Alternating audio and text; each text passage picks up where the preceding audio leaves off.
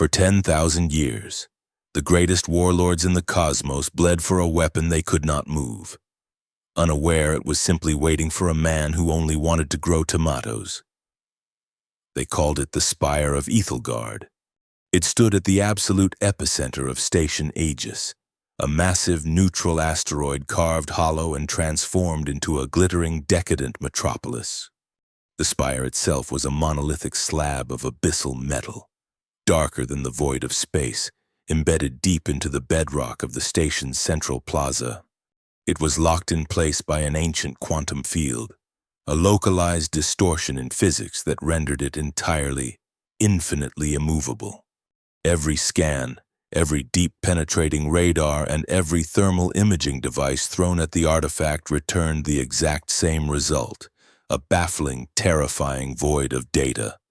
The origins of the spire remained the most heavily guarded secret in the universe, a blank spot in the historical record that drove scholars into madness and emperors into obsessive paranoia. To the Galactic Coalition, a fragile and deeply corrupt alliance of star-faring species, the spire was not just an artifact. It was a divine right to rule. Ancient, fragmented prophecies inscribed on the asteroid's cavern walls translated to a simple, absolute decree.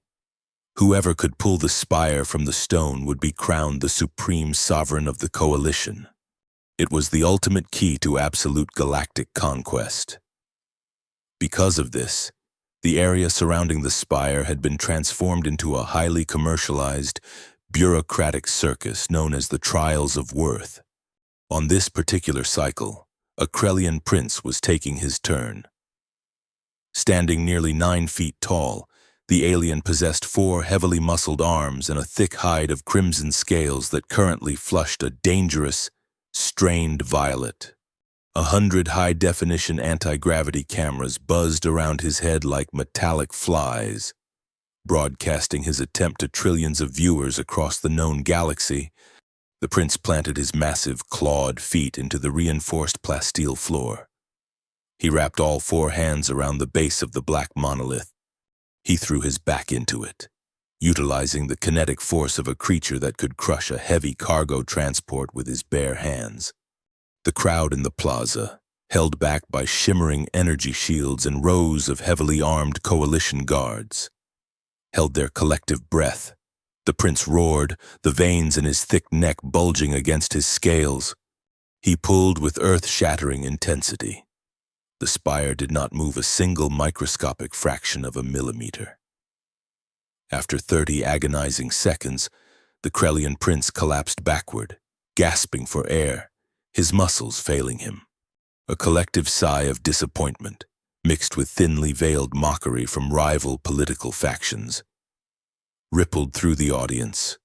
The cameras quickly panned away to the color commentators, shifting the narrative to the next royal contender scheduled for the afternoon slot. While the galaxy watched this opulent spectacle of failure, Elias Thorne was staring down a very different kind of immovable object, a Veltari customs clerk. Elias did not look like he belonged on Station Aegis. Amidst the flowing silk garments of Orion Syndicate merchants and the polished chrome armor of Zayton military attachés, Elias stood out like a rusty nail in a jewelry box. He was a human in his late 50s, possessing a face deeply mapped with the weathering of harsh, unfiltered sunlight and a pair of eyes that held the steady, uncompromising calm of a man who worked the dirt. He wore a faded, grease-stained canvas jacket over sturdy coveralls, and his heavy leather boots left faint traces of reddish dust on the pristine, self-cleaning floors of the customs terminal. He leaned heavily against the polished obsidian counter, tapping a worn metal credit chit against the surface. "I understand that you are enjoying your broadcast," Elias said, his voice a low, gravelly drawl that carried infinite patience stretched to its absolute limit. "But my crops back on Cinder do not care about the Krellian royal family. I need a Class 4 atmospheric manifold for a moisture evaporator. Your registry says you have 3 in the surplus depot." The Veltari clerk, a sleek, multi-eyed being with iridescent blue skin, did not even look up from the holographic projection of the trials playing on his terminal. He waved a long, spindly hand dismissively in Elias's direction. "Surplus is closed for the Holy Week, human," the clerk replied, his voice a synthetic, translated hum emanating from a collar around his neck. "All non-essential commerce is suspended while the convergence of kings is taking place. Return to your vessel. Wait until the cycle ends." "My season ends in 3 weeks," Elias stated flatly. "If I do not get that manifold, 100 acres of drought-resistant grain turns into dust, and my colony starves. Now, I have the credits. You have the part. Let us bridge this gap together." The clerk finally tore his 4 eyes away from the screen, glaring at Elias with a mixture of annoyance and utter disdain. "You border world dirt scratchers have no concept of galactic importance. The fate of the coalition is being decided in the Grand Plaza today, and you are badgering me about farming equipment? Farming equipment keeps you alive," Elias pointed out smoothly. "Unless your species has figured out how to eat political rhetoric." The clerk bristled, his blue skin flushing a darker shade of indigo. He aggressively tapped his long fingers against a tactile keyboard. "Fine. If you wish to circumvent the Holy Week embargo, you will have to acquire a manual override token from the central trading hub." He swiped a digital map onto Elias's personal datapad. "The hub is located precisely on the opposite side of the station, right behind the Grand Plaza. Enjoy the walk, human."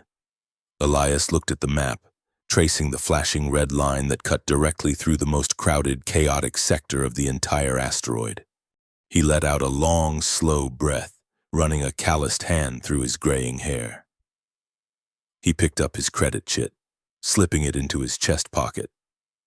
"Much obliged," Elias muttered, turning away from the desk. He adjusted the strap of his heavy canvas duffel bag and began the long trek toward the commercial sector. He was exhausted, his bones aching with a deep, pervasive fatigue. He shouldn't even be here. His freighter, a battered but reliable rust bucket named the Iron Harvest, had been running a standard straight-line route from the agricultural orbital markets back to his frontier colony of Cinder. Then, the navigational glitch happened. It was not a normal system failure. Standard failures triggered alarms and diagnostic protocols. This was different. Deep in the void of hyperspace, the ship's nav computer had smoothly, silently rewritten its own coordinates. It was as if a ghost signal had reached out through the dark, bypassed layers of encrypted firewalls, and physically dragged his ship out of warp exactly 3 parsecs off his intended route, depositing him directly into the orbital holding pattern of Station Aegis. Elias had spent 3 hours tearing apart the main server beneath the cockpit, looking for a blown fuse or a corrupted drive, but he found nothing. The ship had simply decided to come here. He had convinced himself it was a random anomaly, a stray cosmic ray hitting the processor at exactly the wrong angle. But as he walked through the sprawling neon-lit corridors of the station, a cold knot of unease sat in his stomach. The timing was entirely too precise. He pushed his way through a throng of tourists, ignoring the holographic advertisements for synthetic neurostimulants and luxury star cruisers that flashed brightly against the corridor walls. To Elias, Station Aegis was a monument to profound, tragic waste. He looked up at a massive dome of transparent aluminum, revealing the star-studded blackness of space, framed by sweeping arches of solid gold. He shook his head in silent disbelief. You could house 1,000 displaced refugee families in that dome alone. You could irrigate an entire dead continent with the water they wasted on the ornamental, gravity-defying fountains that lined the walkways. The sheer scale of the wealth here was sickening to a man who spent his life coaxing single drops of moisture from arid soil. Elias kept his head down, navigating by the digital map on his pad, stepping out of the enclosed corridor and into the blinding, chaotic atmosphere of the lower promenade. The noise hit him like a physical wall. The promenade was a vast, multi-tiered ring that entirely encircled the Grand Plaza. Millions of beings from 1,000 different worlds were packed onto the observation decks, screaming, chanting, and placing exorbitant bets on the ongoing trials. He was incredibly close to the spire now. Through gaps in the massive crowd, Elias caught brief glimpses of the towering black monolith. Even from this distance, he could feel it. It was not a sound, but a vibration that resonated deep in his jaw and rattled against his ribs. It felt heavy. It felt like standing at the very edge of a massive, impending storm. He did not care. The artifact meant absolutely nothing to him. Empires could rise and fall. Kings could slaughter each other for the right to hold a shiny piece of metal. But at the end of the day, someone still had to plant the seeds. Someone still had to harvest the grain. Reality was built on dirt and sweat, not on magic swords and ancient prophecies. Elias gripped his duffel bag tighter, squaring his broad shoulders against the shifting tide of alien bodies. He needed to find the trading hub, secure the override token, grab his manifold, and get back to his ship. He had a farm to run, and the galaxy's politics were entirely in his way. Station Aegis was a monument to the galaxy's vanity, a place where fortunes were spent on a single breath of synthesized, lavender-scented air. Elias pushed his way through the bustling concourse, a lone stone resisting a rushing river of silk, chrome, and arrogance. He watched a minor lord from the Cygnus Reach loudly complain to a servant about the ambient temperature of his zero-gravity wine. Elias quickly calculated that the cost of that single floating goblet could buy 3 industrial water purifiers for his entire sector on the outer rim. His heavy work boots left faint, dusty prints on the pearl-inlaid floorboards, drawing sneers from passing aristocrats whose clothing hovered a respectful inch away from their skin. He ignored them completely. His mind was rigidly focused on the manifold. High above the oblivious crowds, hidden deep within the labyrinthine maintenance catwalks, a much darker game was in motion. Commander Vorag of the Zeton Empire, a hulking mass of scarred, gray muscle encased in kinetic power armor, silently clamped a localized sub-ether jammer onto the station's primary sensor trunk. The Zetons had lost patience with the pageantry of the trials. They were a species bred for relentless conquest, and waiting for a mystical artifact to arbitrarily choose a king was an agonizing insult to their military might. Vorag's orders from the High Command were absolute. When the signal was finally given, his elite shock troops would drop the security grid, slaughter the heavily ceremonial coalition guards, and rip the spire from the bedrock using heavy mining dreadnoughts. War was rapidly approaching the border worlds, and the Zetons fully intended to strike the first, crippling blow, simultaneously, on the exact opposite side of the promenade. Behind the polarized glass of a luxury gambling suite, the Orion Syndicate was enacting their own silent, devastating coup. A sleek, cybernetically enhanced operative slipped a highly illegal crystalline data worm into the station's master power management terminal. The Syndicate did not care about military honor, divine right, or ancient prophecies. They cared exclusively about monopoly. If they controlled the spire, they controlled the coalition's fear, and fear was undeniably the most profitable commodity in the known universe. The crystalline worm began quietly siphoning energy away from the Grand Plaza's defensive shields, rerouting the power into a dormant Syndicate freighter docked in the lower bays. The two rival factions were completely unaware that they were simultaneously sabotaging the exact same defense grid.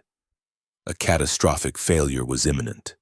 Elias finally reached the central trading hub, a chaotic circular room dominated by a massive, constantly shifting holographic pillar that projected trade deficits and commodity prices in real time.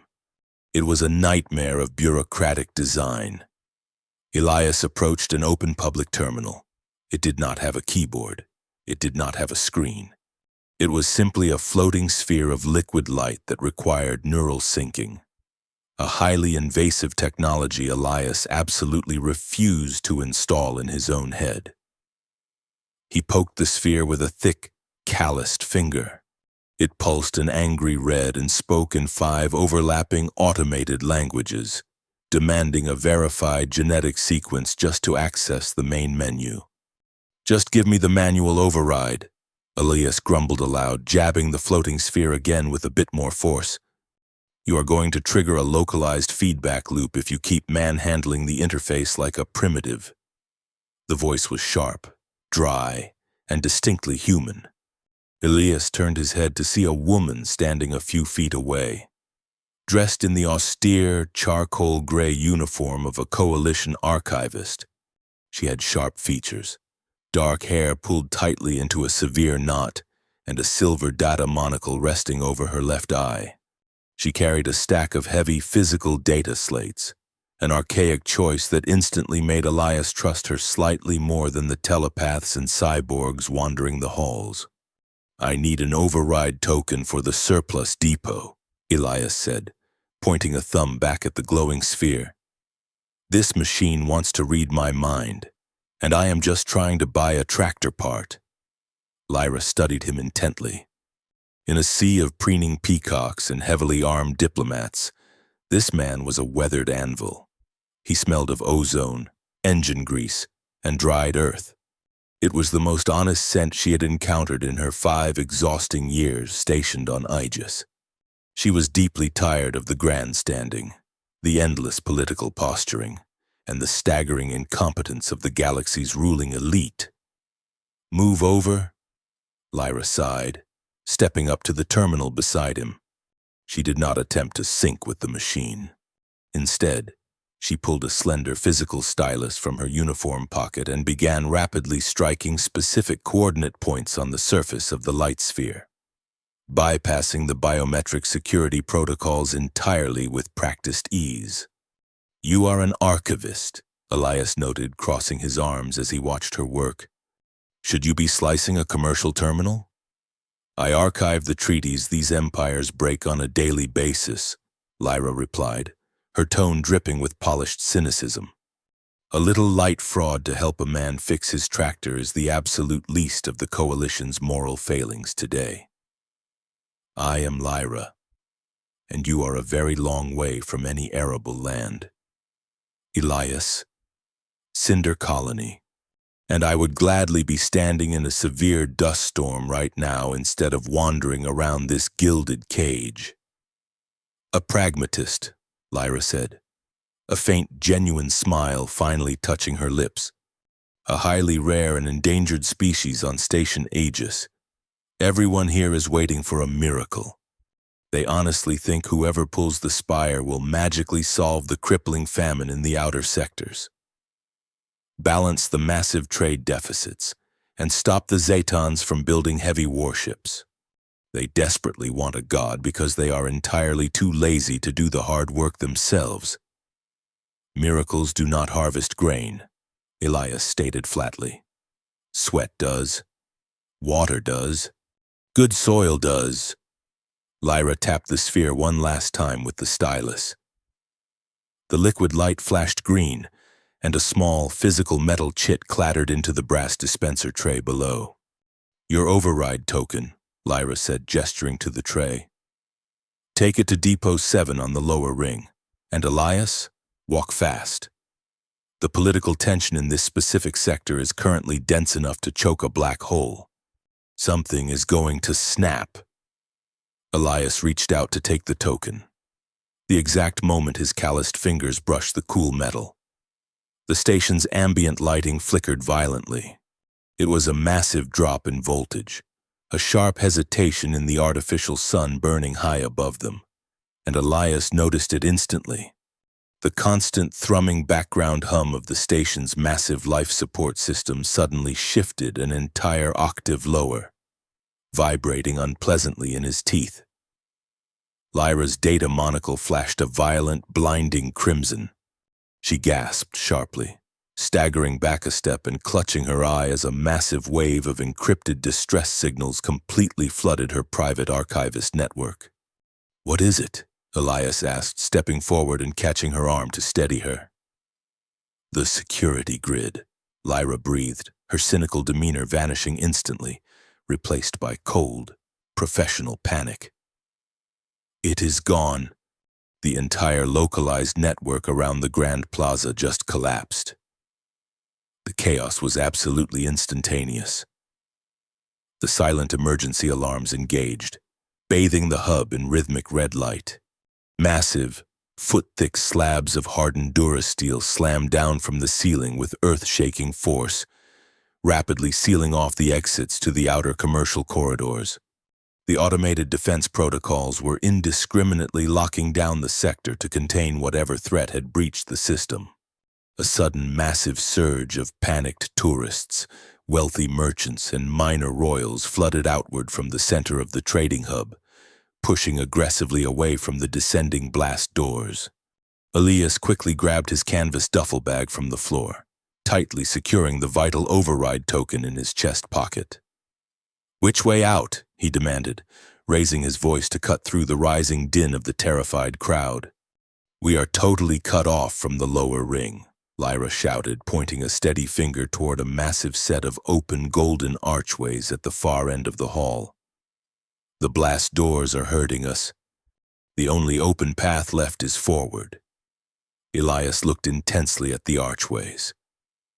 They led directly into the blinding light and the deafening, roaring atmosphere of the Grand Plaza, the exact center of the station, the home of the spire. "I am not going in there," Elias stated firmly, bracing his heavy boots against the polished floor, acting as a solid breakwater against the surging tide of panicked bodies. "I just got my part. I am going back to my ship."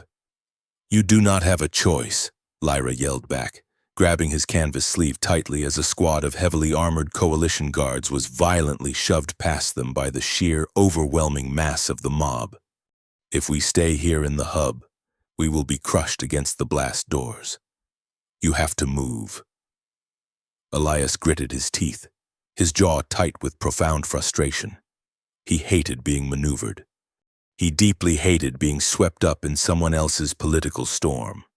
But the raw, undeniable physics of a panicked crowd left absolutely no room for debate or resistance. With a heavy sigh of resignation, he threw his broad shoulders forward, deliberately shielding Lyra from the brunt of the crushing crowd, and allowed the unstoppable human tide to push them out of the hub and directly into the heart of the galaxy's most dangerous spectacle. History pivots not on the grand designs of emperors, but on the simple, unavoidable physics of a man losing his balance.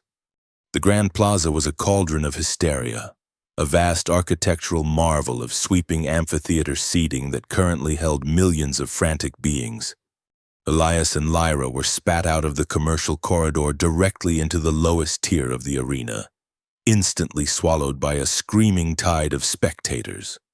The ambient lighting was strobing violently between emergency crimson and blinding white, a direct result of the dueling sabotage enacted by the Zetons and the Syndicate. Down on the central dais, oblivious to the failing security protocols, stood the Zetan warlord. He was a terrifying mountain of gray flesh and military-grade cybernetics, easily dwarfing the Krellian prince who had failed earlier. He wore a heavy exosuit of matte black armor equipped with microfusion kinetic amplifiers, entirely illegal for a religious ceremony. Yet nobody among the terrified coalition guards dared to stop him. He stepped up to the spire of Ethelgard. The monolith loomed over him, an intimidating jagged shard of darkness that seemed to actively absorb the frantic strobe lights of the arena. The warlord did not approach the artifact with reverence. He approached it with absolute malice. He clamped his massive gauntleted hands around the base of the spire, the servos in his armor whining with a high-pitched mechanical strain. He activated the kinetic amplifiers. The resulting feedback loop was disastrous. The spire's ancient quantum locking mechanism, interacting violently with the warlord's crude gravitational boosters and the station's rapidly destabilizing power grid, created a massive localized gravity tremor. The plaza floor violently bucked upward. The sheer kinetic shockwave hit the crowd like a physical wall of compressed air. A wave of concussive force ripped outward from the dais, shattering the hovering broadcast cameras and instantly neutralizing the remaining decorative energy shields that separated the audience from the sacred inner circle. Elias was entirely focused on keeping his feet planted, acting as a human shield for Lyra against the surging, terrified mob. But the sudden gravitational shear was impossible to fight. The floor dropped out from under him, then immediately snapped back up with bone-jarring force. The chaotic shift in gravity created a vicious undertow within the crowd. Bodies were violently thrown against each other. Elias felt Lyra's grip tear away from his canvas sleeve. He snapped his head around, his eyes scanning the chaotic sea of panicked aliens.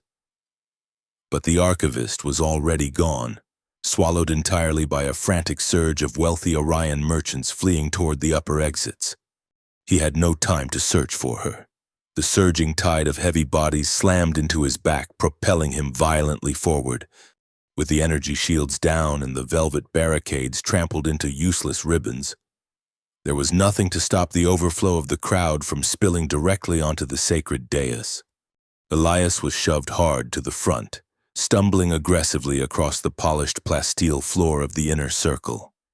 The gravity tremor spiked again, a brutal, stomach-churning ripple in the localized physics of the room. The Zetan warlord was thrown backward, his kinetic armor sparking and venting thick black smoke as the spire violently rejected his attempt, locking itself even tighter into the bedrock. Elias, caught directly in the residual shockwave of the warlord's failure, lost his footing completely. His heavy, dust-covered work boot caught the thick edge of an abandoned braided ceremonial power cable. The physics of the situation were absolute and unforgiving. He was going down, and he was going down hard on unyielding metal. His farmer's instincts, honed by decades of working on slippery silo ladders and unpredictable heavy machinery, took over instantly. He twisted his torso mid-fall, his right arm shooting out wildly to find a solid anchor point, anything to prevent his skull from splitting open on the ceremonial floor. His calloused, dirt-stained hand violently slapped against cold, unyielding metal. His fingers instinctively curled inward, forming a desperate, iron-tight grip. He used the anchor point to arrest his fall, shifting his entire body weight backward to right himself, pulling hard against the solid object he had grabbed. He was not trying to conquer the galaxy. He was not trying to fulfill an ancient, heavily debated prophecy. He was simply an exhausted man from Cinder colony trying not to break his jaw. But his hand was wrapped perfectly around the exposed hilt of the spire of Ethelgard. The reaction was entirely instantaneous. The unbreakable quantum lock, a cosmic vault that had successfully defied the combined might, technology, and sheer willpower of 1,000 different conquering empires for 10 millennia, shattered like brittle glass under a heavy hammer. There was no grand explosion, no deafening roar of unleashed energy. Instead, there was a profound, terrifying vacuum of sound. The grinding resonance of the gravity tremor ceased immediately. The frantic screaming of the millions of spectators was instantly swallowed by a wave of heavy, absolute silence that rolled aggressively across the Grand Plaza.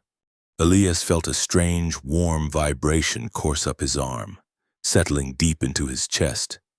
It felt exactly like the low, steady hum of a perfectly tuned water pump, a sensation of pure, functional mechanics rather than divine magic. Before his eyes, the impossible occurred. The massive 30-foot monolith of abyssal metal rapidly compressed. It folded inward upon itself in a blinding geometric cascade of golden hard light, shrinking and reshaping its mass with terrifying speed. In less than 2 seconds, the towering monument of galactic conquest had completely vanished. In its place, resting perfectly comfortably within Elias's rough, soil-stained grip, was a blade. It was a weapon of breathtaking, terrifying beauty. The hilt was formed of a sleek, dark alloy that molded perfectly to the contours of his palm, while the blade itself was a solid, thrumming length of compressed golden plasma. It cast a warm, sun-like glow across the darkened, damaged dais. It did not feel heavy. It felt perfectly balanced, as if it were a natural, mechanical extension of his own arm. Elias stood completely frozen, his canvas duffel bag still tightly clutched in his left hand, the glowing, mythical weapon of supreme galactic authority held casually in his right. He blinked twice, his mind struggling to process the sheer, jarring absurdity of the situation. He looked at the blade, then looked around the grand plaza. Millions of eyes were locked entirely on him. The Krellian prince was staring with his mouth hanging open. The bruised, smoking Zaytan warlord was frozen on his knees, his face pale with utter disbelief. The heavily armed coalition guards had completely lowered their energy rifles, paralyzed by the sheer impossibility of what they had just witnessed. The silence stretched on, thick, heavy, and incredibly dangerous. The absolute pinnacle of galactic power, the divine right to rule trillions of lives, had just been claimed by a man wearing faded coveralls and dirty boots. Elias slowly lowered his gaze, looking down at his own legs. The violent stumble over the ceremonial cable had exacted a toll. There was a large, ragged tear right across the left knee of his heavy canvas trousers, exposing his skin to the chilled, recycled air of the station.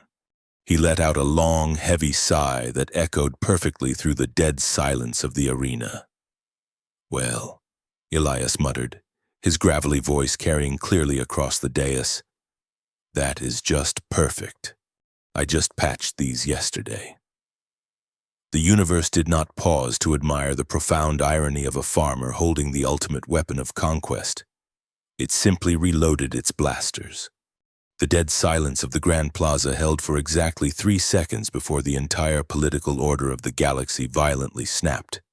It started with a single high-pitched whine from a Syndicate bounty hunter's plasma rifle in the upper viewing decks. That solitary sound acted as the starting gun for absolute pandemonium. The coalition guards, suddenly realizing their divine prophecy had just been hijacked by a man in patched coveralls, raised their heavy stun pikes and charged the central dais. The Zaytan warlord, his pride wounded and his kinetic armor still venting black smoke, roared a command in his native guttural tongue. Instantly, a dozen heavily armed Zaytan mercenaries dropped their ceremonial cloaks, revealing heavy military-grade disruptor cannons, and began laying down suppressing fire across the polished plasteel floor. Elias stood in the center of the crossfire, holding a blinding blade of golden hard light, looking utterly bewildered. From the shifting, panicked masses of the crowd, Lyra watched the lethal convergence. Her analytical mind, trained to process complex galactic treaties and historical betrayals, instantly calculated Elias's immediate future. The empires would not bow to him. They would capture him, chain him to a laboratory table, and dissect his cellular structure layer by layer to understand exactly how he bypassed a 10,000-year-old quantum lock. He was a dead man holding a very bright target indicator. Lyra did not hesitate. She slammed her physical stylus into a heavily encrypted environmental control panel hidden behind a decorative marble pillar. Bypassing the already failing security grid, she targeted the plaza's emergency fire suppression system. A massive, deafening mechanical groan echoed through the amphitheater as the ceiling vents slammed open. Instead of water, the system unleashed a torrential, blinding deluge of dense, chemical-heavy cryogenic foam. The thick white deluge slammed into the arena floor, instantly neutralizing the Zaytan's thermal optics and shorting out the coalition's stun pikes in spectacular showers of blue sparks. The temperature in the room plummeted instantly, turning the chaotic battlefield into a freezing, impenetrable whiteout. Lyra sprinted blindly into the freezing fog, navigating purely by memory and the frantic, strobing red emergency lights. She found Elias exactly where she left him, coughing as the chemical foam stuck to his canvas jacket. The golden blade in his hand cast a halo of warm light, cutting through the dense white cloud. She grabbed his thick, calloused wrist. "If you want to live to see your farm again, you need to run right now." Elias did not argue. He tightened his grip on his canvas duffel bag and allowed Lyra to pull him off the dais. They vanished into the freezing fog just as a barrage of Zeton disruptor fire turned the spot where Elias had been standing into a molten crater of bubbling plasteel. Lyra led him violently through the chaotic stampede of panicked nobles. Shoving aside a fleeing Orion diplomat and kicking open a heavily reinforced, unmarked security door at the base of the amphitheater seating, they tumbled into a dark, narrow, descending stairwell, the heavy steel door slamming shut behind them, instantly cutting off the deafening roar of the plaza. They were now in the underbelly of Station Aegis. The contrast was jarring. Gone were the pearl-inlaid floors, the lavender-scented air, and the gilded archways. This was the station's raw, mechanical intestine. The maintenance shafts were a claustrophobic nightmare of exposed plasma conduits, violently hissing steam valves, and grinding industrial air scrubbers. The heat down here was oppressive, smelling heavily of scorched ozone, rust, and synthesized lubricant. It was a perilous, forgotten world completely ignored by the wealthy elites above, maintained only by automated drones and indentured labor. "Keep moving," Lyra ordered, her voice echoing off the damp, rusted metal walls. "And the Syndicate hunters will not use the main corridors. They will deploy seeker drones through the ventilation network. We have less than 5 minutes before they lock onto the energy signature of that weapon." Elias looked down at the blade. It was still perfectly deployed, a humming length of solidified golden energy. "How do you put the sword back in the stone when the stone is gone?" he asked, waving the weapon slightly. It easily sliced through a thick, dangling durasteel cable, the severed ends dropping to the grated floor glowing cherry red. "This thing is a massive safety hazard." "Just hold it away from your body," Lyra snapped, scanning her personal datapad as she led him deeper into the labyrinth. "And please stop swinging it at the structural supports." They ran. The chase was a grueling, lungs-burning descent through the dark. They navigated precarious, rust-flaked catwalks suspended over massive, churning recycling vats. They squeezed between throbbing coolant pipes that radiated a bone-chilling cold, instantly followed by the blistering heat of secondary fusion reactors. Elias kept his head down, his heavy boots finding solid purchase on the slippery grates, his farmer's stamina proving far superior to the manic, desperate energy of the city-dwelling archivist. Behind them, the darkness began to hum. It was a high-pitched mechanical vibration that set Elias's teeth on edge. Lyra glanced over her shoulder, her data monocle flashing a warning crimson. "Syndicate drones. They are in the pipes." A swarm of 6 sleek metallic spheres burst from a ventilation grate above them, their single red ocular sensors instantly locking onto the brilliant golden light of Elias's blade. They descended rapidly, tiny automated turrets dropping from their undersides, humming with lethal intent. Elias did not panic.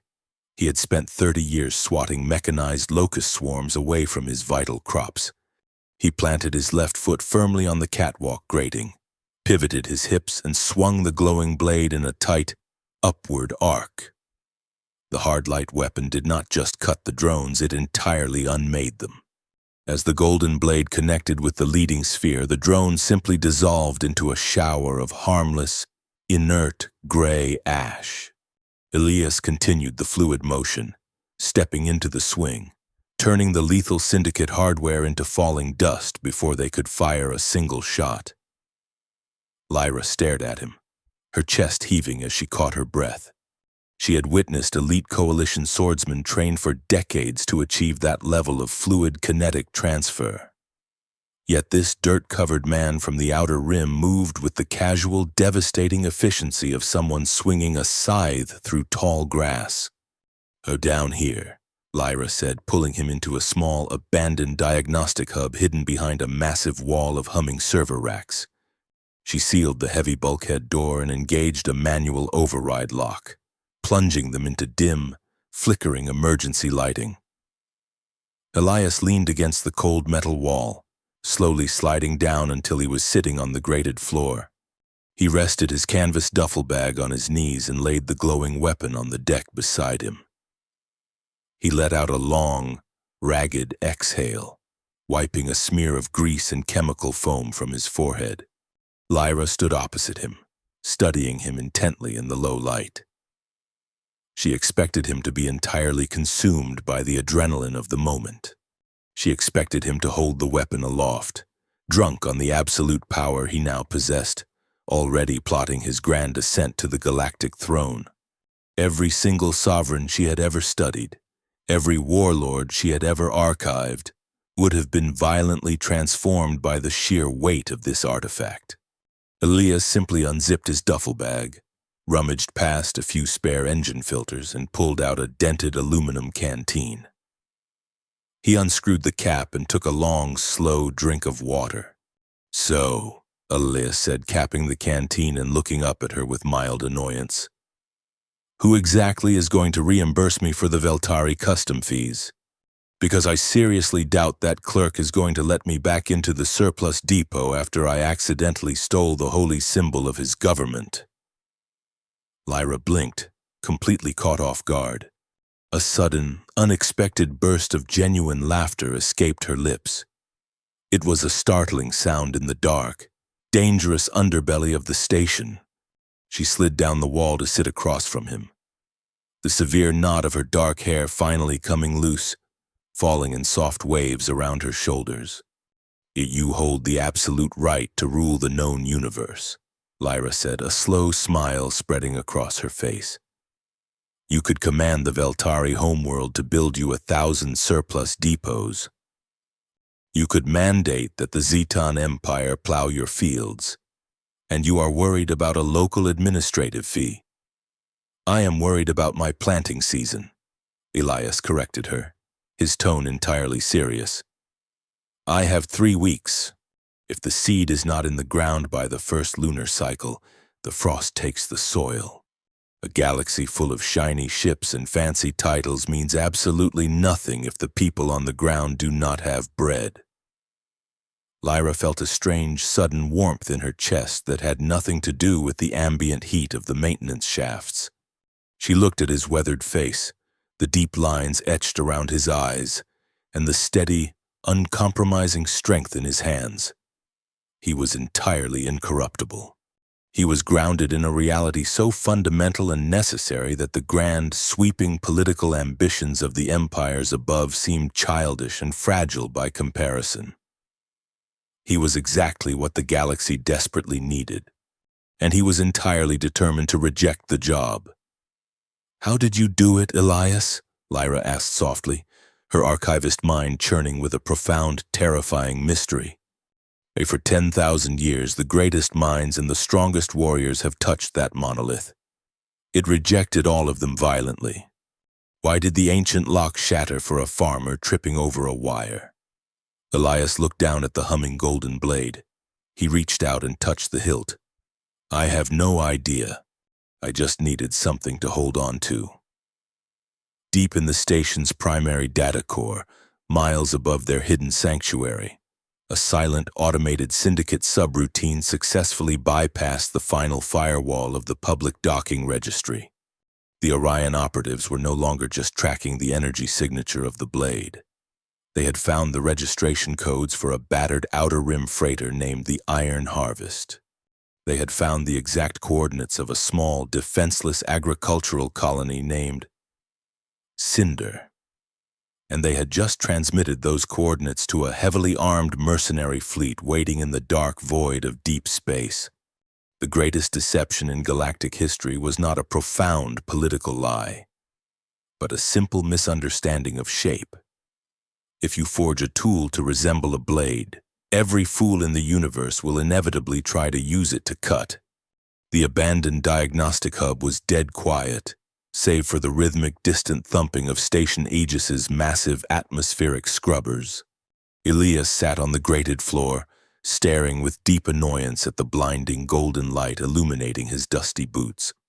The mythical spire of Ethelgard, now compressed into a perfectly balanced hard light weapon, was resting across his knees. It was entirely too bright, casting harsh, moving shadows against the rusted server racks. But Elias rubbed his tired eyes. He gripped the smooth, dark metal of the hilt, turning it over in his hands. He was a man who spent his life repairing hydrovaporators, calibrating combine harvesters, and jury-rigging broken solar arrays. To him, everything was a machine, and every machine had an interface. His calloused thumb traced the intricate, geometric grooves near the base of the hilt. The tactile feedback felt remarkably similar to the heavy-duty soil aerator he used back on Cinder colony. Applying a small amount of pressure, he pushed his thumb forward into a recessed notch and twisted the base of the grip entirely by instinct. The weapon immediately responded.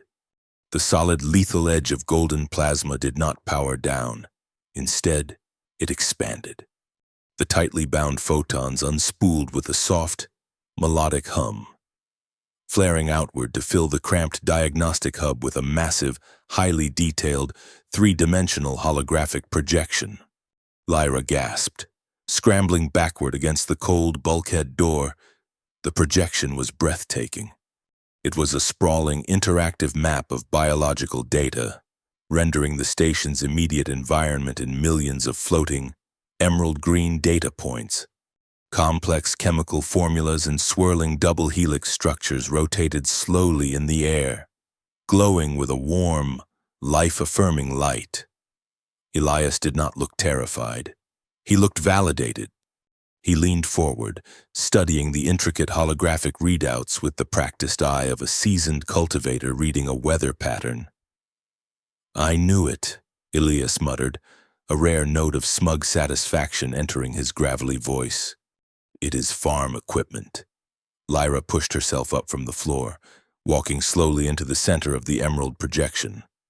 Her archivist data monocle whirred as it scanned the floating symbols, struggling to translate a language that had been dead for 10 millennia. She reached out, her fingers passing harmlessly through a holographic strand of glowing botanical DNA.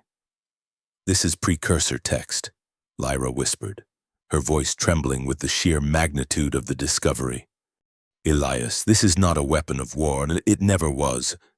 The historical texts, the prophecies, the religious crusades, they were all based on a catastrophic mistranslation." She swiped her hand through a cluster of data, bringing a central glowing glyph into focus. "It is a Genesis engine, an ancient localized terraforming key designed to heal dying ecosystems. The precursors used these to cultivate barren worlds, to manipulate cellular growth and balance planetary atmospheres." The profound moral weight of the revelation settled heavily into the small room. For thousands of years, the most brutal conquerors and the most arrogant kings had tried to force the artifact from its stone. They approached it with minds overflowing with bloodlust, territorial dominance, and the desperate desire to subjugate their enemies. The artifact's quantum lock was not a test of physical strength. It was a localized biometric filter measuring raw intent. It had violently rejected the alien warlords because they harbored the intention to destroy. It had shattered instantly for a humble, frustrated human because his mind was entirely, uncompromisingly focused on the fundamental acts of creation, growth, and cultivation. The universe did not need another sovereign to rule the ashes. It needed a gardener to plant the seeds. Lyra looked at Elias, her cynical exterior entirely melting away. She had spent her career documenting the worst impulses of sentient life, cataloging endless wars and betrayals. Yet here was a man who held the power of a god in his lap, and only felt a profound sense of relief that it was a practical tool. A genuine, undeniable affection took root in her chest. He was the most important being in the galaxy, and he simply wanted to know how to adjust the settings. "So," Elias said, tapping a floating holographic root system, "it is a very expensive trowel." Before Lyra could answer, the heavy steel bulkhead door behind her violently buckled inward. The political intrigue of the upper decks had finally caught up to them in the dark. A superheated ring of blinding white plasma began to trace a massive circle through the thick metal of the door. The Zetan elite trackers, the bloodhounds of the Emperor, had completely bypassed the station's security grids and located the immense energy signature of the Genesis engine. "They are cutting through," Lyra said, panic instantly replacing her awe. "We are trapped. Elias, the ventilation shafts are too small, and the secondary exits are sealed." The heavy circular cutout of the bulkhead door collapsed inward with a deafening crash, landing heavily on the grated floor in a shower of molten sparks. 6 towering Zetan warriors stepped through the smoldering breach. They were clad in heavy environmental combat armor, their faces hidden behind terrifying multi-lensed optical helmets. They raised heavy disruptor cannons, the barrels glowing with lethal charged energy, aiming directly at the human holding the glowing artifact. Elias did not raise the Genesis engine to strike them. He did not adopt a martial stance. He looked at the holographic interface projecting from the hilt, his eyes darting across the localized environmental data. Station Aegis was ancient. Over 10,000 years, millions of ships from thousands of different worlds had docked here, tracking in microscopic particulate matter. Deep within the neglected, humid lower decks, hidden beneath the rusted floorboards and clinging to the damp walls, lay trillions of dormant spores, ancient algae, forgotten pollens, and hardy alien fungal strands were all resting in a state of suspended animation, waiting desperately for the right conditions to bloom. Elias gripped the hilt of the engine with both hands. He did not see the Zetans as an invading army. He saw them as an obstacle in his field. He drove the base of the glowing hilt straight down, plunging it violently into the rusted metal grating of the floor. He visualized growth. He channeled the exact feeling of watching the first green shoots break through the dry soil of Cinder colony after a long, brutal drought. The Genesis engine pulsed, feeding his pure, undiluted intent directly into the station's decrepit ecosystem. The strange phenomenon was instantaneous and terrifyingly beautiful. A shockwave of emerald energy blasted outward from the hilt, sinking deep into the bedrock of the asteroid. The rusted grating beneath the Zetan's heavy boots violently ruptured. Massive muscular vines of deep purple ironwood and glowing, bioluminescent moss erupted from the floor with the force of a detonating warhead. The Zetans opened fire, their disruptor cannons unleashing torrents of superheated plasma. But the hyper-accelerated flora did not burn. It actively absorbed the raw thermal energy, using the lethal heat to exponentially increase its own cellular division. Within seconds, the cramped diagnostic hub was transformed into an impenetrable alien jungle. Thick, heavy roots spiraled upward like striking serpents, wrapping tightly around the massive legs of the Zetan warriors. The soldiers roared in confusion, attempting to rip the vegetation away with their cybernetic hands. But the vines were thick as industrial cables and possessed the tensile strength of woven carbon. The flora surged higher, entirely swallowing the Zetan squad. It jammed the firing mechanisms of their disruptor cannons with rapidly expanding blooms of hardened resin. It curled around their torsos, applying an unstoppable crushing pressure that effortlessly locked their kinetic armor joints in place. The warriors were entirely immobilized, suspended in a dense glowing cage of vibrant life, entirely neutralized without a single drop of blood being spilled. Elias slowly pulled the Genesis engine from the floor. The emerald interface retracted, and the golden blade reformed, glowing with a soft, warm light. The violent hypergrowth ceased instantly, leaving the Zaytan elite squad completely trapped in a beautiful, indestructible garden in the middle of a maintenance shaft. Elias dusted off his hands on his canvas trousers. He looked at the struggling, furious soldiers encased in the vines. "Nature always reclaims the metal," he stated simply. "You just have to give it a push." Lyra stepped forward, carefully navigating the thick roots. She looked at the immobilized strike team, then back at Elias, her eyes wide with a mixture of shock and deep admiration. He had just defeated the deadliest soldiers in the galaxy using aggressively angry houseplants. Her data monocle suddenly emitted a sharp, frantic chime. The localized network disruption caused by the Zaytans had momentarily dropped the heavy encryption on the Orion Syndicate's communication channels. Lyra's archivist software automatically intercepted and decoded a massive data burst. She read the scrolling text, the color rapidly draining from her face. The Syndicate had realized the station was a lost cause. They knew they could not capture the artifact in the chaos of Aegis. But they had found something infinitely more valuable to the man wielding it. "Elias," Lyra said, her voice dropping to a terrified whisper. "They downloaded the public docking registry. They have the flight logs for the Iron Harvest. The Orion Syndicate mercenary fleet is not deploying to the station." Elias turned slowly, the warm light of the blade illuminating the sudden, dangerous hardening of his features. "They have the coordinates for Cinder Colony," Lyra finished, holding up her datapad. "They are going to burn your farm to the ground." A man who spends his entire life coaxing fragile green shoots from dead dirt becomes uniquely terrifying when you threaten his harvest. Elias stood completely still in the center of the overgrown diagnostic hub. The warm, golden light of the Genesis engine reflected in his dark eyes. But the warmth did not reach his expression. He stared at the small, floating holographic projection emitting from Lyra's datapad. It was a live, distress transmission, illegally routed through the Orion Syndicate's own encrypted military network. The image was grainy, distorted by immense distance and localized signal jamming, but the context was agonizingly clear. It showed the central processing square of Cinder Colony. The familiar rusted grain silos and solar moisture evaporators were silhouetted against a dusty crimson sky. But the sky was wrong.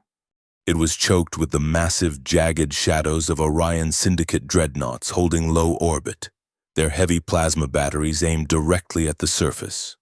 In the foreground of the projection stood Silas, Elias's closest neighbor and the colony's de facto mechanic. Silas was bleeding from a deep laceration above his eye, his hands bound with glowing energy restraints. Behind him, a sleek, cybernetically enhanced Syndicate commander wearing polished obsidian armor stepped into the frame. The commander's voice was smooth, highly modulated, and entirely devoid of empathy. He addressed the camera directly. He stated that the Orion Syndicate was formally foreclosing on Cinder Colony due to outstanding sector debts. He stated that all agricultural assets were now the property of the Syndicate. And finally, he delivered the true message, hidden beneath layers of bureaucratic extortion.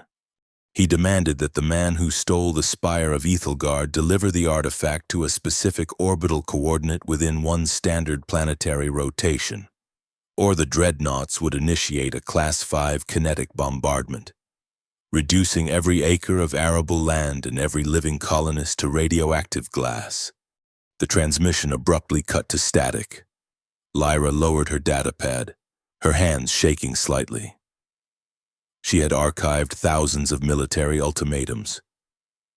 She knew exactly what a Class 5 bombardment meant. It was the absolute eradication of a biosphere. She looked at Elias, expecting panic, rage, or despair. She saw none of those things.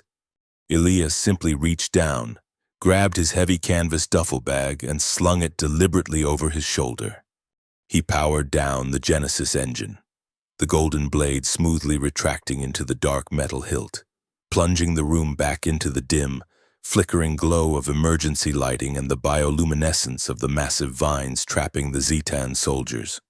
He secured the ancient artifact to his heavy leather belt.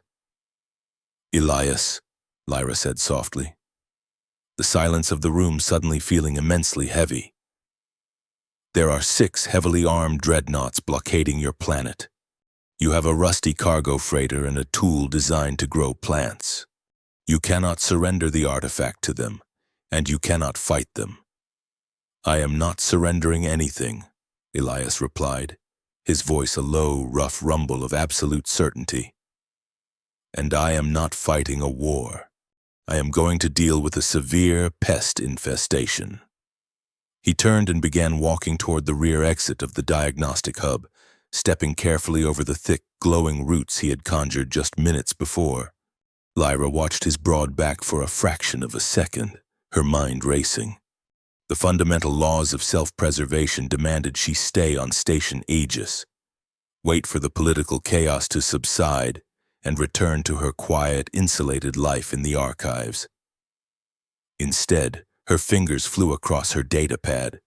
She bypassed the final layers of the intercepted Orion data packet, digging furiously into the encrypted files she had downloaded when the station's network crashed. If she was going to follow a dirt farmer into a suicidal battle against a mercenary fleet, she needed leverage. What she found made her blood run entirely cold. "Elias, wait," Lyra called out, jogging to catch up with him as he forced open the heavy rear access hatch. She shoved the glowing datapad into his line of sight. "The Syndicate did not just target Cinder Colony because they found your ship's registry. They were already staging in your sector. Look at these shipping manifests." Elias paused, his eyes scanning the dense, scrolling columns of alien text and numerical trade data. He did not need to be an archivist to understand a rigged ledger. "This is an agricultural suppression pact," Lyra explained, her voice sharp with a profound, sickening realization. "The coalition leaders and the Orion Syndicate have been colluding for over a century.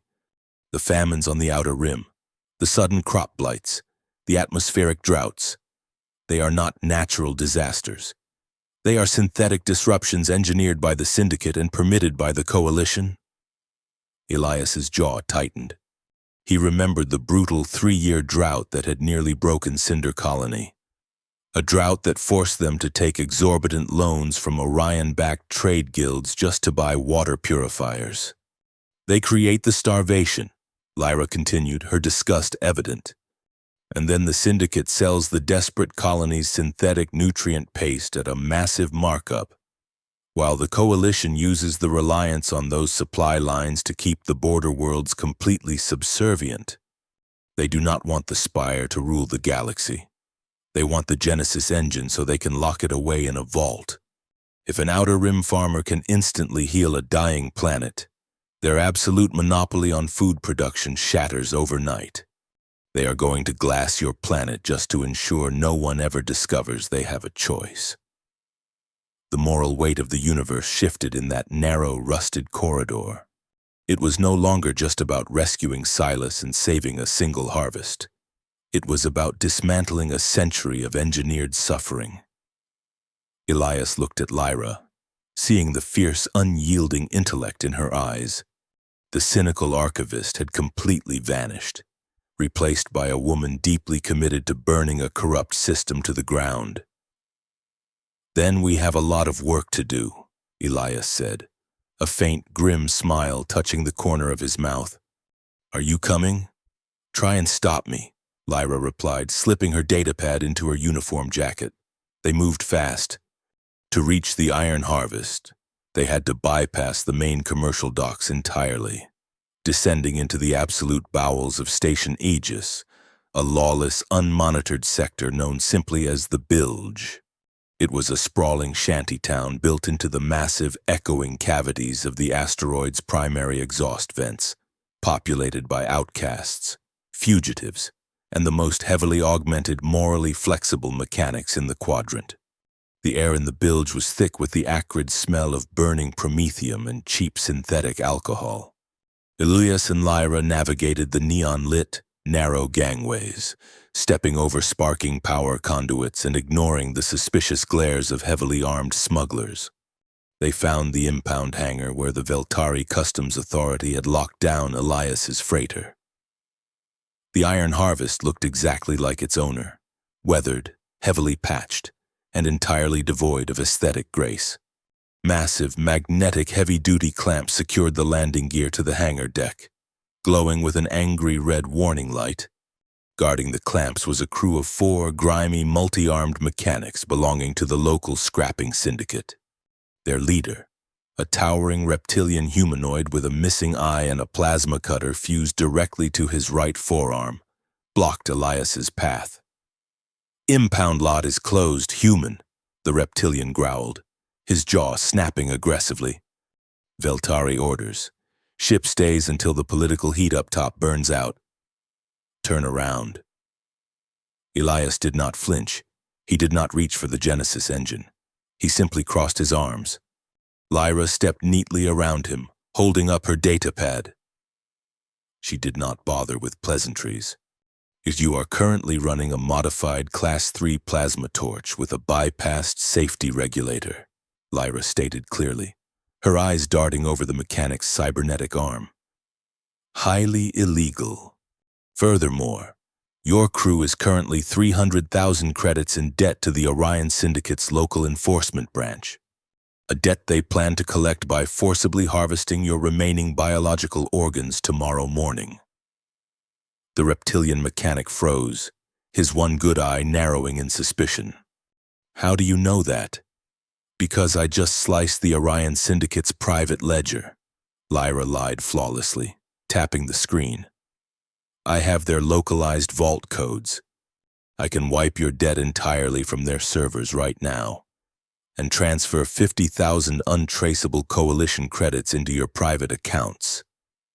The mechanic looked at the sleek archivist, then at the dirt-stained farmer beside her. It was an incredibly strange pair. In exchange for what? In exchange. Elias spoke up, his voice cutting through the mechanical hum of the hangar. "For you dropping those impound clamps, patching the primary coolant line on my port engine, and getting this rust bucket flight ready in exactly 4 minutes, because I have a very urgent appointment in the Outer Rim." The reptilian mechanic weighed his options. Facing the wrath of the Veltari customs clerks was annoying. Facing the organ harvesters of the Orion Syndicate was fatal. He grinned, exposing rows of razor-sharp teeth, and powered up his plasma cutter. "Boys," he barked at his crew, "blow those clamps. We have a ship to launch." The next 4 minutes were a masterclass in chaotic efficiency. The scrapper crew descended upon the Iron Harvest like a swarm of metallic locusts. Sparks rained down on the hangar deck as they aggressively cut through the heavy Veltari locking mechanisms. A multi-armed alien violently ripped out a blown manifold and jury-rigged a bypass using a piece of salvaged Durasteel pipe and a staggering amount of thermal sealant. Elias and Lyra boarded the ship. The interior smelled intensely of old coffee, machine oil, and dried alfalfa. It was not a warship. There were no weapon stations, no tactical holotables, and absolutely no luxury suites. There was just a cramped cockpit, a massive cargo hold designed for carrying bulk grain, and a deeply worn pilot's chair. Elias dropped his duffel bag on the deck and slid into the pilot's seat. His hands moved over the analog switches and heavy mechanical levers with practiced, rhythmic grace. The main reactor whined in protest, an ancient grinding sound that shook the entire hull, before finally catching and settling into a steady, vibrating thrum.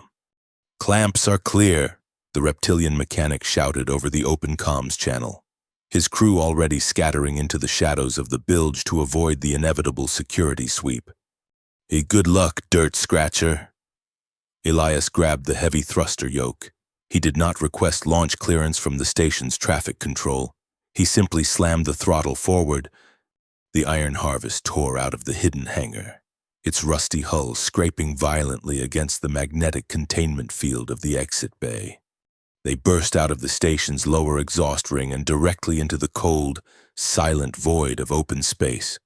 Station Aegis, still reeling from the cascading power failures and the absolute political meltdown occurring in the Grand Plaza, was entirely too distracted to notice a single unregistered agricultural freighter slip past its orbital defense perimeter. Lyra strapped herself into the co-pilot's seat, pulling a heavily worn harness over her shoulder. She looked out the forward viewport. The endless expanse of stars stretched out before them, cold and indifferent to the massive conspiracy they had just uncovered. Elias flipped a series of heavy toggle switches, arming the ship's ancient hyperdrive.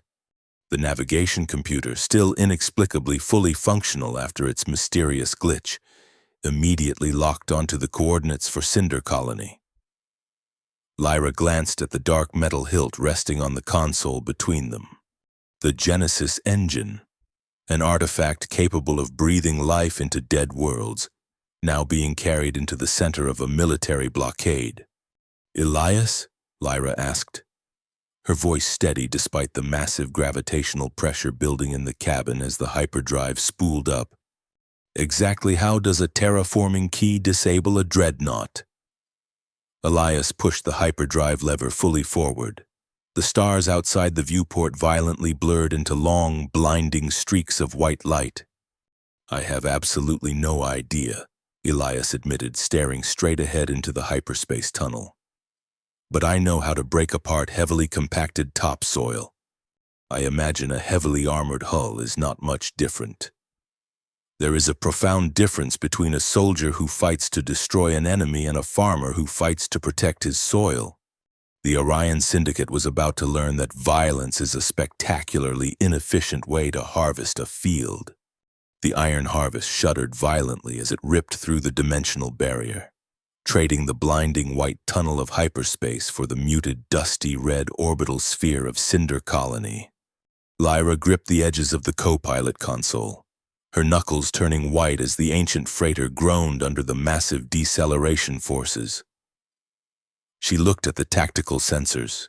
6 Orion Syndicate dreadnoughts held geostationary orbit directly above the primary agricultural quadrant, casting massive, jagged shadows across the arid landscape. Down on the surface, the situation was grim. High-resolution optical scanners showed hundreds of heavily armed Syndicate mercenaries swarming the colony's central processing square, corralling the dusty, terrified farmers into tight holding pens. "They are preparing the orbital batteries," Lyra warned, her fingers flying over the sensor displays. "Once they lock onto our energy signature, they will vaporize us before we hit the stratosphere. Then we do not give them a target," Elias said.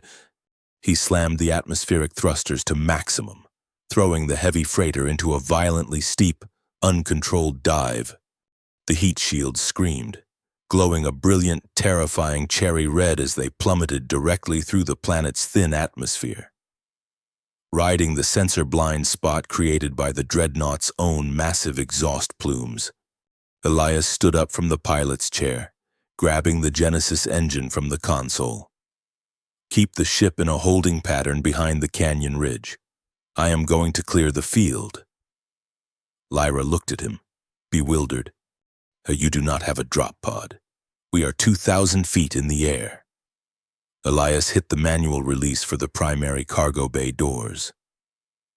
"I have gravity," he replied simply, walking out of the cockpit.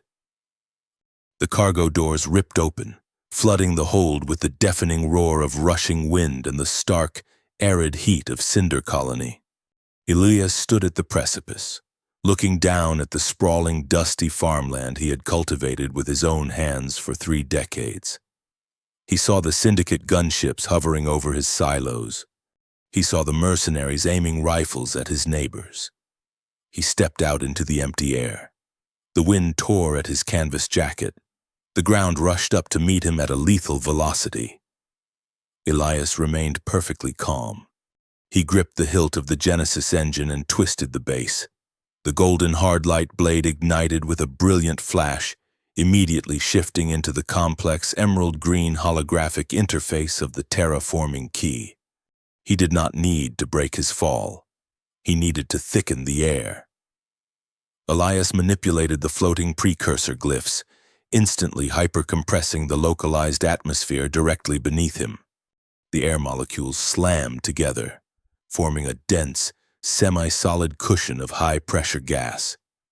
He hit the invisible barrier 50 feet above the ground, his velocity instantly arrested by the sheer atmospheric density. He dropped the remaining distance, landing heavily but safely in the center of the colony's main square. Kicking up a massive cloud of red dust, the sheer shock of a man dropping from the sky halted the Syndicate execution squads. For a fraction of a second, the heavily cybernetic mercenaries simply stared at the dirt-covered farmer kneeling in the dust, holding a glowing mythical artifact. Then, the Syndicate commander, safe within his armored command transport, screamed the order to fire. A wall of superheated plasma erupted from 100 heavy rifles, converging directly on Elias. Elias did not flinch. He recognized this situation. It was identical to a flash flood tearing down the canyon. You do not fight the water. You redirect it. He drove the Genesis engine directly into the dry, cracked earth of the square. He demanded a barrier. The terraforming key pulsed, sending a massive, localized seismic shockwave through the planetary crust. The bedrock beneath the square violently fractured and surged upward. A massive, curved wall of highly compressed, ultra-dense earth and stone erupted from the ground in a fraction of a second, forming an impenetrable 30-foot-high bulwark directly in front of Elias. The plasma volley slammed into the earthen wall, scorching the dirt into sheets of black glass. But the barrier held perfectly. The mercenaries ceased firing, their thermal optics struggling to penetrate the massive cloud of superheated dust and steam. Elias stepped out from behind the smoking wall. He was not here to wage war. He was here to conduct a very difficult harvest. The Syndicate commander signaled for close air support. 3 heavily armored repulsor-lift gunships banked sharply over the grain silos, their dual-linked rotary cannons spinning up to deliver a lethal barrage. Elias looked up at the gunships. They were relying on atmospheric displacement to stay airborne. He twisted the interface of the Genesis engine, selecting a massive, localized barometric shift. He thrust the golden blade toward the sky. The air pressure directly above the square violently collapsed. Elias created an instantaneous, massive downdraft, a localized microburst of staggering meteorological violence. The sky literally fell. A column of heavy, compressed air slammed down onto the gunships with the force of a falling mountain. Their repulsor engines whined in sudden agony, completely unable to compensate for the absolute loss of aerodynamic lift. The 3 gunships dropped out of the sky like stones, crashing heavily into the dusty fields outside the square, their advanced weapon systems completely buried and rendered useless in the soft, yielding topsoil. Panic began to ripple through the highly disciplined mercenary ranks. They were trained to fight rival armies, not the fundamental elements of a planet.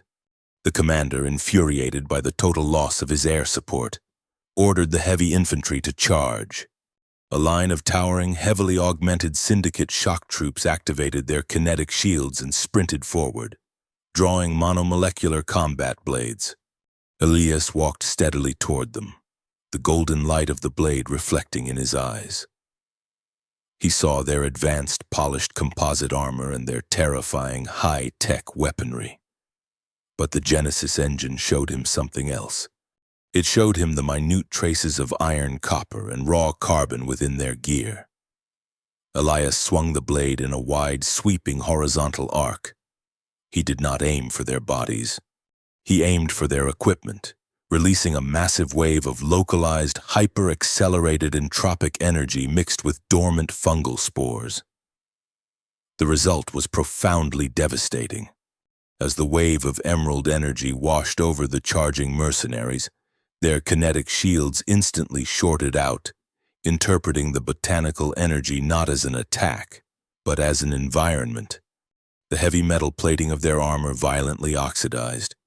Within 3 seconds, a century of rust bloomed across their pristine gear. The hinges of their combat suits locked solid with deep, red corrosion. Their heavily modified plasma rifles jammed permanently as the internal mechanisms rapidly corroded and fused together. Simultaneously, the microscopic ironweed spores embedded in the dust violently germinated, feeding on the rapid oxidation process.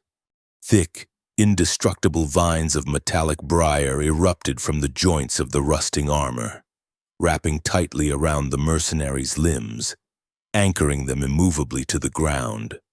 The entire heavy infantry charge ground to an absolute halt. The deadliest shock troops in the Orion Syndicate were reduced to struggling statues, trapped inside their own rapidly decaying armor, heavily bound by glowing alien weeds. Elias walked straight through their immobilized ranks, gently pushing aside a rusted vine-covered plasma rifle that was blocking his path. He had effectively neutralized a 1 billion-credit ground assault without taking a single life. He simply rendered the tools of their violence entirely obsolete. High above, in the cold void of orbit, the captain of the lead Syndicate dreadnought watched the catastrophic failure of the ground forces through high-resolution tactical feeds. If the dirt farmer could manipulate the atmosphere and the soil to instantly dismantle an army, a localized ground war was unwinnable. The captain made a cold, strictly mathematical decision. The artifact was lost. The only remaining logical action was absolute containment to protect the Syndicate's agricultural monopoly. The captain bypassed the ground commander's authority and authorized a full Class 5 orbital bombardment. The massive underbelly of the dreadnought slowly opened, revealing rows of terrifying heavy-yield plasma torpedoes, aligning directly with the coordinates of Cinder Colony. Down in the square, Silas and the other captive farmers cheered as Elias systematically dismantled the mercenary forces, but the victory was agonizingly brief. The sky above them suddenly darkened, eclipsed by the terrifying artificial red glow of the dreadnought's charging weapons array bleeding through the thin atmosphere. Elias stopped walking. He looked up at the sky, his weathered face bathed in the lethal crimson light of impending orbital annihilation. He had saved the soil, but he could not stop fire from raining out of the void. He had finally encountered an obstacle that a farmer could not simply plow through. Fire falling from the stars is the ultimate argument of tyrants, but it means absolutely nothing when a single broadcast can vaporize an entire empire. Elias stood in the dusty square of Cinder Colony, his weathered face bathed in the terrifying artificial crimson glow of the Orion Syndicate dreadnoughts charging their heavy plasma torpedoes. The air grew instantly heavy, thick with the metallic taste of ozone and impending absolute destruction. He had successfully bound an entire platoon of elite shock troops in rusted ironweed, but he held no illusions about his ability to punch a falling warhead out of the sky. He tightened his grip on the Genesis engine, preparing to flood the upper atmosphere with a hyper-dense layer of ionized gas, hoping to at least deflect the worst of the orbital bombardment. He never had to try. High above the battlefield, hidden securely behind the jagged ridges of the outer canyons, the rusted comms array of the Iron Harvest was whining with an unprecedented, dangerous level of power. Lyra had not simply run away. Sitting in the co-pilot seat of the grounded freighter, the cynical archivist had spent the last 3 minutes orchestrating the single most devastating political assassination in the history of the Galactic Coalition. She bypassed the local Syndicate jamming signals by piggybacking her transmission directly onto the massive, residual biometric shockwaves Elias had just sent through the planetary crust. Using the immense energy signature of the terraforming key as a universal broadcast antenna, Lyra uploaded the unencrypted, heavily verified Orion Syndicate ledgers directly to the galactic public network. The data packets hit Station Aegis, the Veltari homeworld, the Zeton High Command, and trillions of civilian datapads entirely simultaneously. There was no diplomatic spin, no political maneuvering, and absolutely no way to hide the truth. The ledgers exposed a century of manufactured suffering. They detailed exactly how the coalition leaders and the Syndicate had artificially engineered the catastrophic droughts, the sudden crop blights, and the atmospheric collapses across the outer rim. It laid bare the gruesome mathematics of their monopoly. Starve the border worlds, force them into crushing debt for synthetic nutrient paste, and keep the galactic population entirely subservient through the engineered fear of famine. The political blowback was instantaneous and unimaginably violent. Aboard the lead dreadnought hovering over Cinder Colony, the tactical screen suddenly flashed with priority override commands from the highest echelon of the Syndicate Board of Directors. The orbital bombardment sequence was violently aborted. The captain stared at his localized comms channel in absolute horror. Trillions of citizens across 1,000 worlds were already rioting. Coalition embassies were burning. The entire galactic economy, built on the fragile foundation of manufactured scarcity, was collapsing in real time. Firing a Class 5 plasma barrage on an agricultural colony right as the public discovered the Syndicate's history of planetary genocide would be a live-streamed, undeniable war crime. It would invite the immediate, unified wrath of every single surviving civilization in the universe. The red glow in the sky above Cinder Colony abruptly vanished, replaced by the mundane, dusty crimson of the natural atmosphere. The massive, heavily armed dreadnoughts visibly powered down their primary weapon arrays, shifting their engines into a neutral, highly defensive holding pattern. Down in the colony square, the Syndicate ground commander received his new, heavily panicked orders. He looked at his elite, cybernetically enhanced shock troops. They were entirely immobilized, fused inside their rapidly oxidizing armor, tightly bound by glowing alien vines that were currently sprouting small, highly insulting purple flowers. They had been thoroughly, undeniably defeated by a man doing yard work. The commander keyed his external vocalizer, his heavily modulated voice echoing across the silent, dusty square. He formally announced the unconditional surrender of the Orion Syndicate forces within the sector. Elias slowly lowered the Genesis engine. The golden blade hummed softly, casting a warm light against the rusted grain silos. He looked at Silas, who was staring at the immobilized mercenaries with his mouth hanging open, and gave his neighbor a short, reassuring nod. The war was over. The galactic monopoly was broken, but Elias was not a soldier, and his work was not done. He looked down at the dry, heavily cracked earth beneath his boots. The planet of Cinder was a harsh, unforgiving world of arid winds and brutal multi-year droughts. It had taken him 3 decades of backbreaking labor just to make a tiny fraction of this dirt yield a sustainable crop.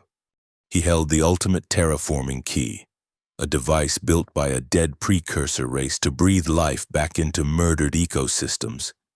He no longer needed to use it as a weapon. He could finally use it for its intended purpose. Elias stepped past the surrendered mercenaries and walked to the very center of the colony square. He gripped the dark metal hilt of the Genesis engine with both hands. He closed his eyes, visualizing not just a single field but an entire world. He pictured deep, hidden aquifers rising to the surface. He pictured thick, dark, nutrient-rich loam entirely replacing the choking red dust. He poured his absolute, uncompromising intent to cultivate directly into the ancient artifact. He drove the golden blade straight down, plunging it entirely up to the hilt into the bedrock of Cinder colony. He twisted the intricate geometric interface to maximum yield. The transformation was a profoundly beautiful, planetary-scale violent event. A shockwave of pure, blinding emerald light erupted from the colony square, racing outward across the horizon at supersonic speeds. Where the light touched, the dead world instantly remembered how to live.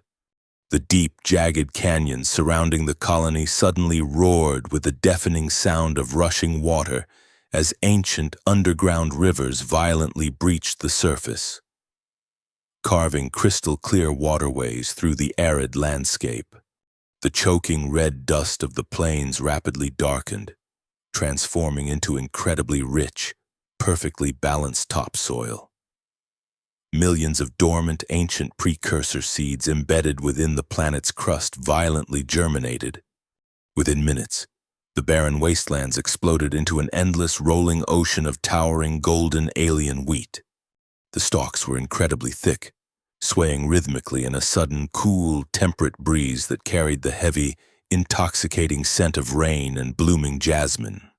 The sky above them rapidly shifted from a dusty, oppressive red to a brilliant, pristine cerulean blue as the localized atmospheric pressure perfectly stabilized. The terrified farmers of Cinder Colony dropped to their knees in the dark, rich dirt, weeping openly as they watched an impossible paradise bloom entirely around them.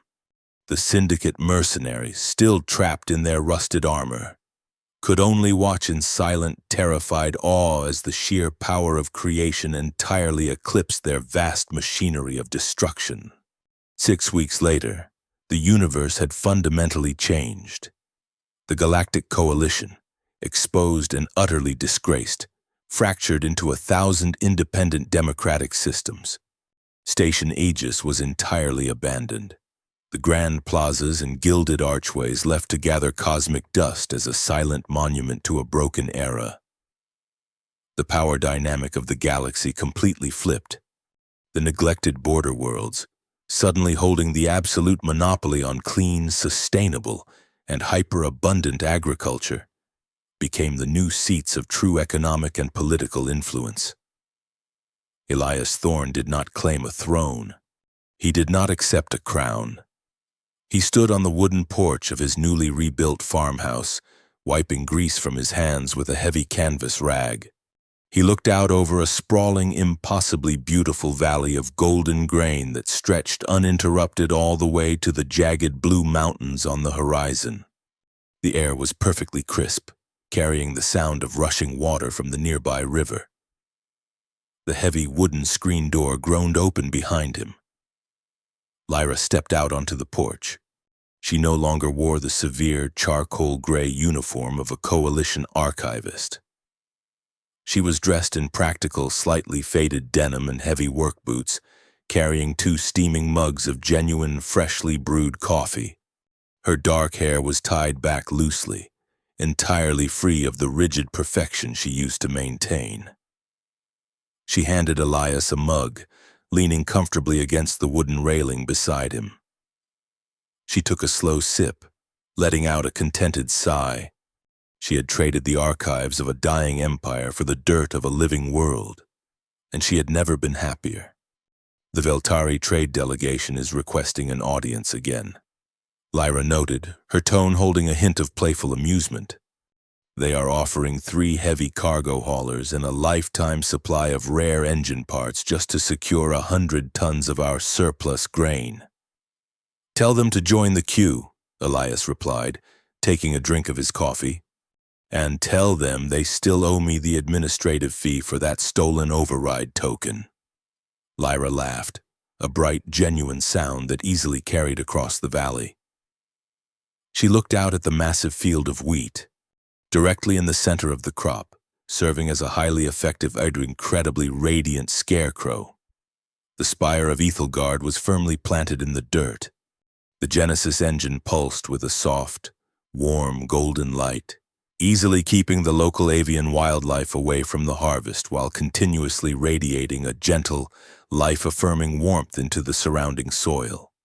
the galaxy would inevitably face new challenges.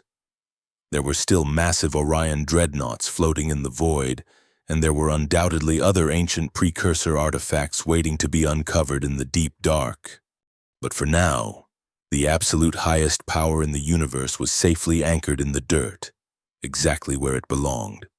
Elias wrapped his arm around Lyra's shoulders, pulling her close as they watched the twin suns of Cinder colony begin to dip below the horizon, painting the vibrant blue sky in breathtaking shades of violent orange and deep violet. The harvest was going to be magnificent.